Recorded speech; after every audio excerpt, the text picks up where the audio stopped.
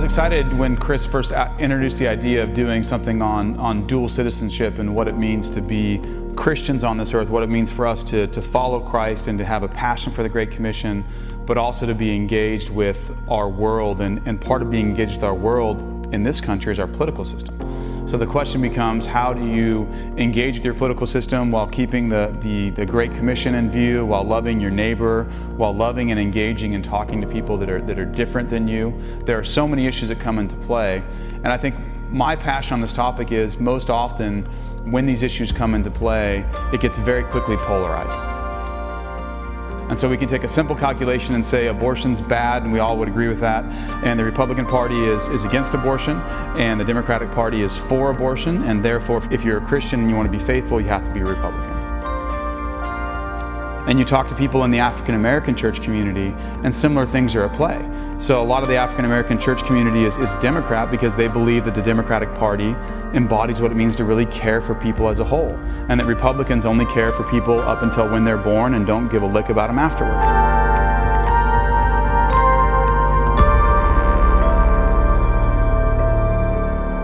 We live in a tension now in this world where we are again called to be active and engaged and to be good, faithful citizens in our society. But most of all, we're called to be good and faithful citizens to the kingdom of heaven, which is where our primary loyalty lies. And we are called in this world to act as the Apostle Paul tells us, as ambassadors for Jesus ultimately.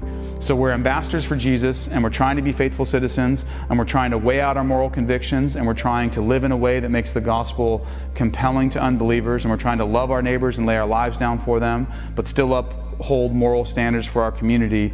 And all these things swirl together in what can become a very volatile way in the world of politics.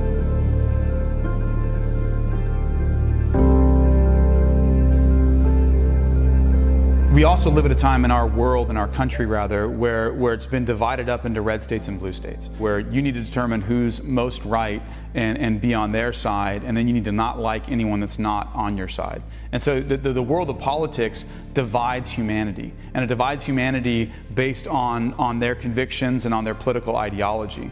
The world from Scripture divides humanity based on who is a member of the redemptive community of God, who are the covenant people of God, who have put their faith in Jesus, and then who hasn't. And God puts us on this world as those that are part of His redemptive community to have a positive and transformative impact on those that aren't in His kingdom community and those that don't know His covenant, those that don't know Jesus Christ.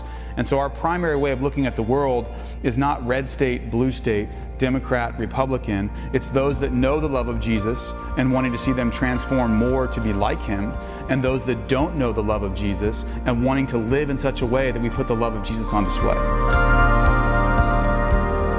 We are not seeking power for power's sake. We are not seeking anything other than to see people come to know the love of Jesus. That's our drive, that's our promise. We know that God is the ultimate king. We know that God is ultimately enthroned over the heavens, and no matter what political leader gets elected or doesn't get elected, that is not going to fundamentally impact God's world. And so we know as Christians, what will fundamentally impact our world is people coming to know the radical, transformative power of God through the love and the sacrifice of Jesus and by trusting in Him. This country would see an incredible display of what the love of Jesus looks like if we got a hold of what it means to have this love of Jesus controlling everything about us, and take that love and that orientation towards sacrifice straight into the political sphere and seek to love and to serve through the way we engage in politics. Where we're not seeking to divide, we're seeking to just show the love of Jesus to anyone, no matter who they are. There's no red state, blue state, Democrat, or Republican for us. There's just people that need to know the love of Jesus and be transformed by it.